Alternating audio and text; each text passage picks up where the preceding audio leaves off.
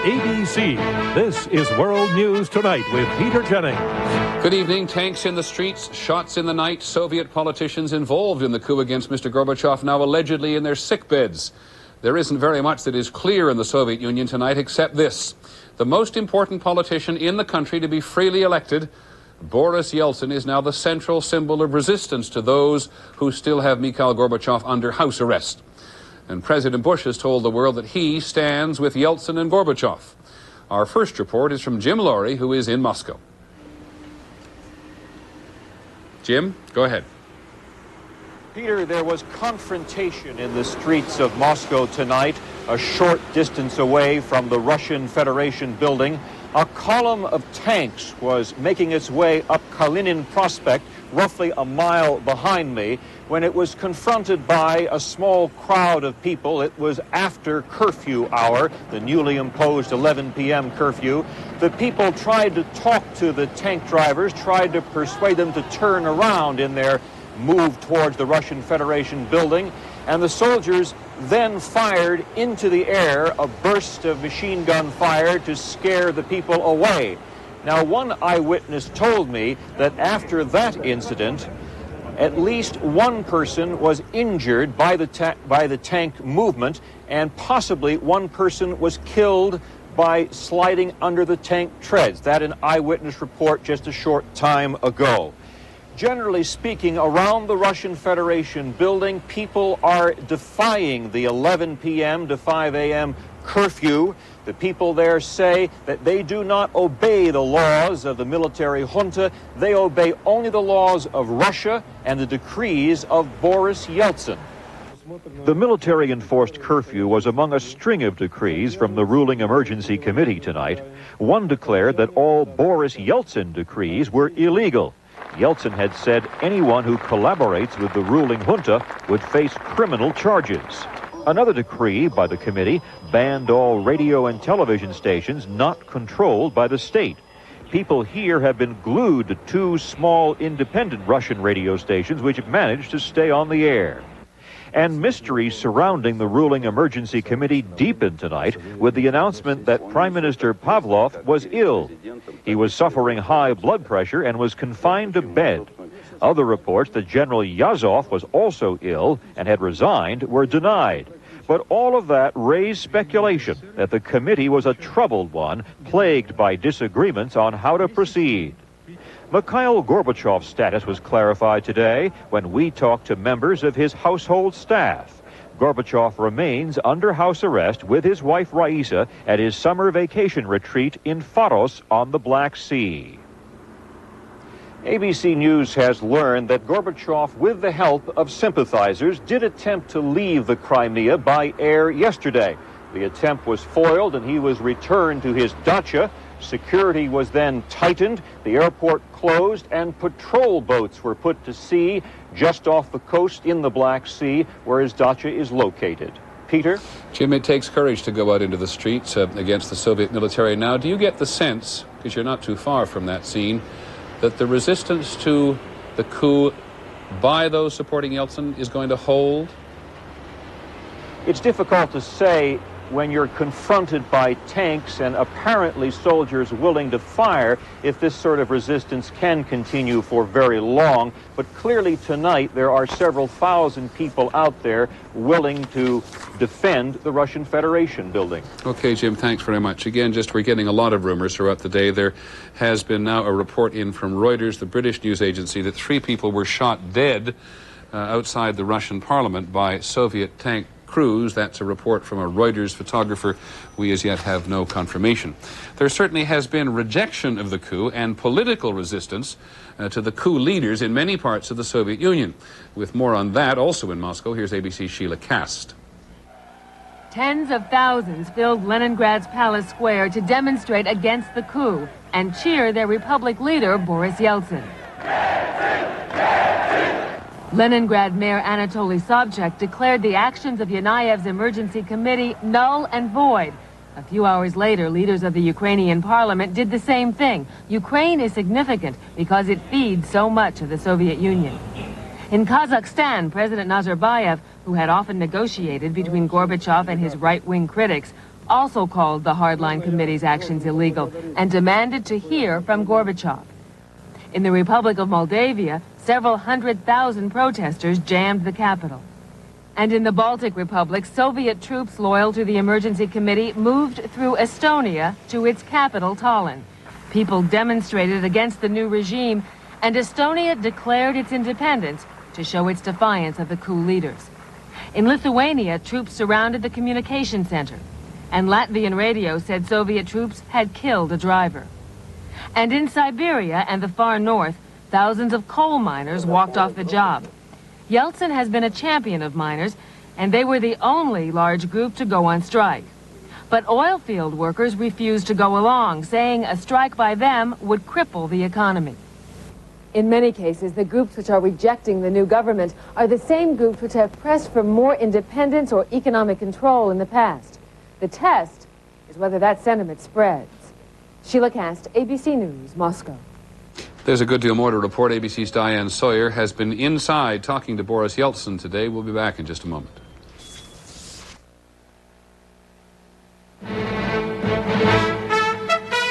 This is World News Tonight with Peter Jennings.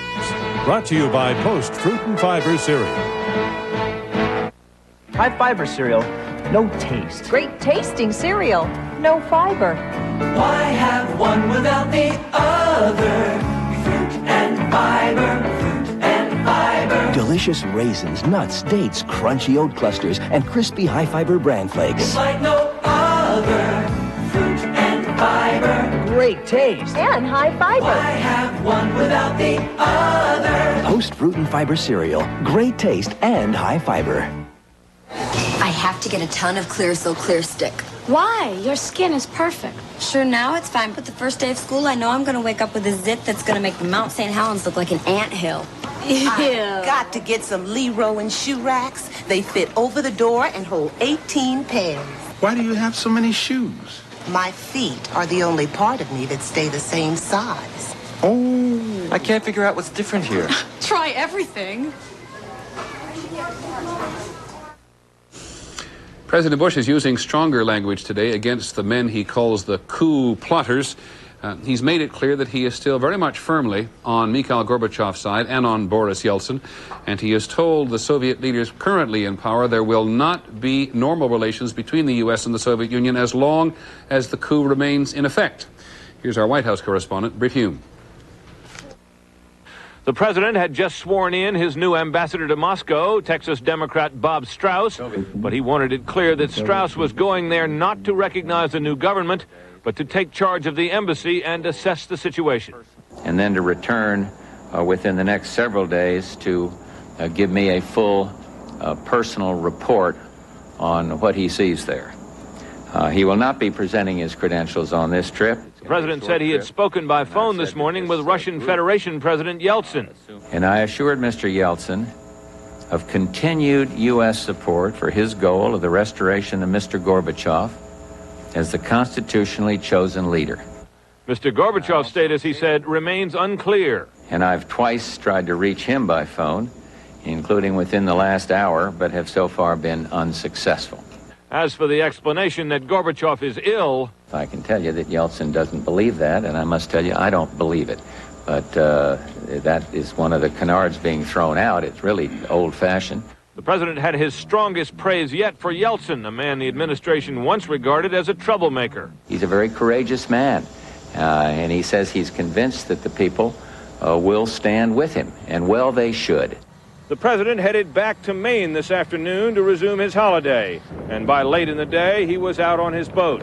But he had made clear this would now be more of a working vacation. There is one thing that could change that, and White House officials tell me tonight they regard it as a distinct possibility, and that is that this coup might fail. Peter? Britt, President Bush has said several times today that the world is looking to the U.S. for leadership in this crisis. Does Mr. Bush really think the U.S. can do anything to reverse events? He does not think that the U.S. can directly do anything to reverse events, Peter, but he is trying his best to discuss this matter with a whole range of European and other leaders so that his reaction will take into account all of their reaction. You'll note today, Peter, that despite his increasingly tough language, He said again today, as he had yesterday, that no one involved wants a return to the Cold War. That, of course, reflects sentiment felt in Germany in particular. So what you see here is an effort for him to pull all those sentiments together in his reactions. Okay, Britt, thanks very much. The European community did decide today to send a delegation to the Soviet Union, but for one reason, they'll try to see Mr. Gorbachev. The European community is also applying economic pressure. More than $1 billion in aid to Moscow has been suspended, and the Japanese are holding back on a $350 billion loan. We'll have more in just a moment.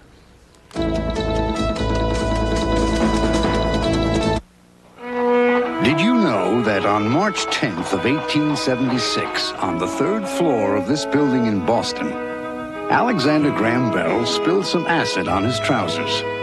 Needing help, he quickly tried his latest invention. In another room, his assistant wrote in his journal the next words he heard, feeling they may have some historical importance. Mr. Watson, come here. I want you. And a small business was born. Today at AT&T, we understand the kind of entrepreneurial spirit you need to run a small business. But it takes more than an idea and a dream. So we offer you almost 5,000 small business specialists in service centers all over the country to help with your long-distance needs and help you grow. At AT&T, almost half our business comes from small business. When you succeed, we succeed. Ever feel too clumsy some mornings to make a pot of coffee? Wake up to Maxwell House filter packs. You get a perfect pot every time. Maxwell House filter packs, blended with Colombian beans, because better beans make better coffee. I need a laxative that can work dependably. Doxadan can. But can it be gentle? Doxadan can. Doxadan works dependably overnight with a special ingredient for gentle relief. Dependable, yes. Gentle, yes. Doxadan can. Time to talk to two of this country's best analysts on Soviet affairs. First, Bob Legvold, our resident analyst, the director of the Harriman Institute at Columbia University. Bob, this resistance to change in the Soviet Union is unprecedented. Do you think in any way it may have thrown the coup leaders off their game, so to speak? It well may be that they misgauged what would be involved in doing this kind of thing. Soviet politics have changed enormously. In the past, when this kind of thing was done, it was essentially a matter of the leaders, the politicians. The people didn't count, and now the people count. And in fact, if they have raised this kind of resistance, the coup leaders, if they're not absolutely united in this thing, may be off their guard. Now, you know a lot of the players, including Boris Yeltsin. Yeltsin is out there pretty exposed. If he wins, he's a hero. If he loses, he's a martyr. Is he the kind of man who's likely to go down in flames? Well, he is a strong figure, and I think that he will resist to the last. If they storm the Russian Federation building tonight and seize him, there's not much more that he can do in terms of active leadership, but I think the force of his personality will still be there, and then we'll have to see what happens among the people, because at that point, events shift to them. But you will confirm, I think, the belief that there are Russian commanders out there who'll have no hesitation shooting their way in? Initially, the leadership, that is the leaders of the coup, are undoubtedly relying primarily on the special forces, the special divisions of the KGB and their counterparts within the interior police. But that may not be enough to deal with the entire country if this spreads. And then they have to turn to the rest of the military, and we don't know how the rest of the military will behave. Okay, Bob, thanks very much. One American who studied the military very carefully, Dr. Condoleezza Rice from Stanford University, who used to advise President Bush. What about military commanders or soldiers prepared to kill Russians without any hesitation if need be, Dr. Rice? Well, I do detect, Peter, some difficulty in the armed forces. Something is going on. There has been already one commander who has refused to participate in this, the commander of the airborne forces. And in fact, there's a report that he tried to go over to the Yeltsin side and was arrested. That's a very high-ranking officer, so there are some problems in the command. But I think that Bob made a very good point. I think so far they are relying largely on show troops and then on special forces. They have quite a few forces of the KGB, Ministry of Interior, and elements of the Army that are probably reliable to do almost anything. Dr. Rice, you perhaps heard Edward Shevardnadze, the former foreign minister, talk again today about this being the beginning of a civil war. They haven't had one in 70 years. Is that talk over the top, or is that realistic talk at this point, do you think? Well, I think we're now in a situation where there's a real risk of a civil war. Certainly there's been a low-level civil war throughout the Soviet Union in remote parts of the country, Azerbaijan, Armenia. But as things heat up in the Soviet Union proper, in Moscow and in the Ukraine, and particularly if the army splits, there is a real danger of civil war. Dr. Rice, thanks very much. We'll try to fix that earpiece by tomorrow, and also Bob Legvold. We'll be back in just a moment.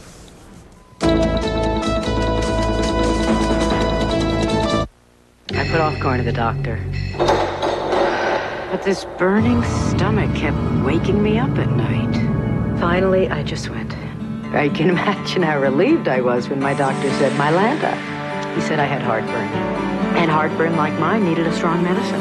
Mylanta is strong medicine. Strongly recommended. In fact, Mylanta is the antacid doctors recommend most. My doctor said Mylanta. Now available in cherry and cool mint cream flavors.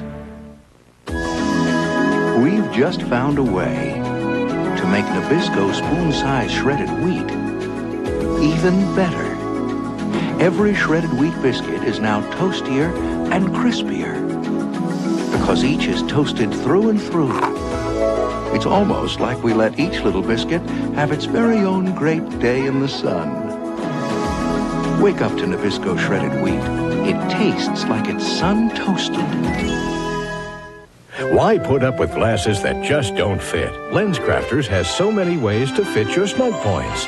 Like snug fit pads that flex to comfortably hug your nose. LensCrafters, better fit for greater comfort in about an hour. If you're using non-aspirin pain relievers, you should know about Bear Plus. Bear Plus has Bear Aspirin for powerful pain relief and Stomach Guard to help prevent stomach upset. So bang pain back with Bear Plus. Tough on pain, gentle on your stomach. Red Lobster announces 6 great new trios with all the tastes you love, like large butterfly shrimp. Terrific. Try it on our Atlantic Trio, just $6.99. $6.99? For a limited time, only at Red Lobster. Now, Red Lobster's lunch menu is available Sunday, too. So many great dishes to choose from for so little. Most lunches $4.99 or less. All week at Red Lobster for lunch. Now served Sunday, too. If you have been monitoring events in the Soviet Union throughout the day, you know that the leaders of the coup deployed tanks and armored personnel carriers in the city today, including at one point 100 tanks who moved in the direction of the Russian Federation building. We've no indication that it's completely ringed by tanks and armored personnel carriers, but they've been squeezing the noose, and perhaps it was inevitable there was going to be some kind of a confrontation. You heard us report a little earlier on that the Reuters photographer on the scene is reporting 3 people shot dead outside the Russian Parliament building. And here we see in the latest video to come in just moments ago from Moscow the evidence of people's determination on the streets to resist where they can that military which is loyal to the coup leaders. These are armored personnel carriers trying to get through at least one of the roadblocks in the general vicinity of the Russian Parliament, and that is, of course, in the general vicinity of the Soviet embassy as well, not very far from the ABC News headquarters. Just listen for a second. Okay, my apologies. I talked too long before letting you hear it, but you get some sense there of the tension and the fear which has existed on the streets. Not likely, by the way, that Soviet television viewers will have seen that. So from their point of view, let us now go back to the tea leaves tonight. Before Mr. Gorbachev came to power, the average Soviet citizen knew just what he got when he turned on his television news. He got the party line and only the party line. Well, Mr. Gorbachev changed all that. But now that he's out of power in a coup that still appears to be incomplete, Soviet television is one of the few ways the average citizen can try to figure out what's happening. ABC's Jeff Greenfield watched tonight's newscast. For the estimated 250 million viewers of Vremya, the nightly Soviet TV newscast, tonight's broadcast was a study in mixed messages. There were pictures of tanks in the streets of Moscow, but the report stressed how calm the situation was. Everything is peaceful, the reporter says, so why are you here? To remain here and ensure law and order. But some of the questioning was of a style that would have been unimaginable in pre-Gorbachev days, especially during a national crisis. A military officer is asked about rumors that the military will use force. These rumors are coming from all over the country, but they're absolutely false. The anchors also reported some dissenting opinion without embellishment.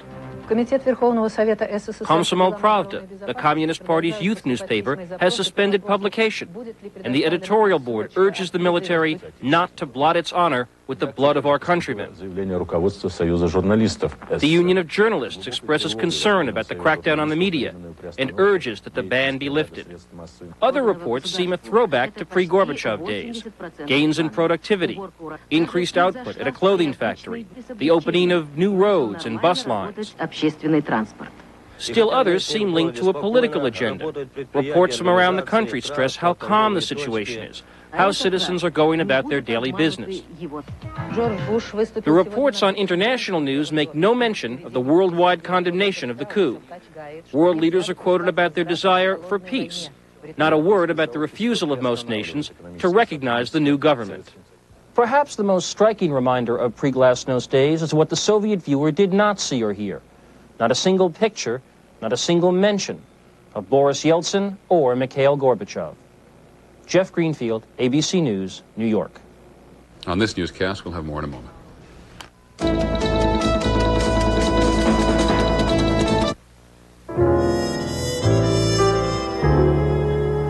April in Paris. He spoke English like I spoke French, but somehow we talked for hours over coffee. Coffee so rich, I thought I'd never taste its like again. Discover the deep, rich flavor of Maxwell House Rich French Roast. Encore un café? What? More coffee? Oui. Maxwell House Rich French Roast, blended with Colombian beans because better beans make better coffee. Look at all the different kinds of Lysol spray. What's Lysol do? Well, it disinfects and it gets rid of bad smells. Like dead sneakers? P.U. Yes, exactly like dead sneakers. Great deal on these Rubbermaid 2-packs. Why do you need 2 laundry baskets? I need one for whites and one for colors. Doing laundry sure is complicated. I told you Kmart changed. Now I believe it.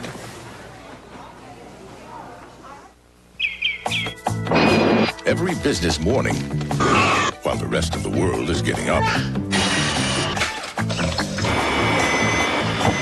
UPS is guaranteeing overnight delivery before 10:30 for far less than other companies charge. And every business morning,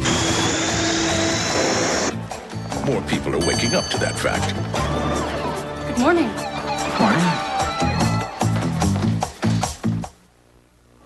Neighbors of Starwood say the finale of Concerts brings the beginning of dangerous driving. I'm Ann Holt. We'll have the story coming up next on Channel 2 News at 6.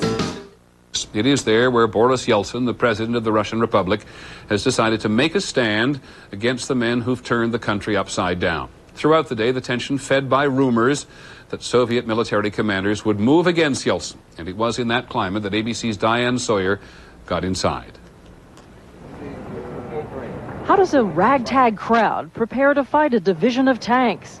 They toss a few more bricks on their flimsy barricade, pile up sticks and stones, and post a few more slogans. One woman tried on a gas mask, while a man bellowed that able-bodied fighters should assemble nearby.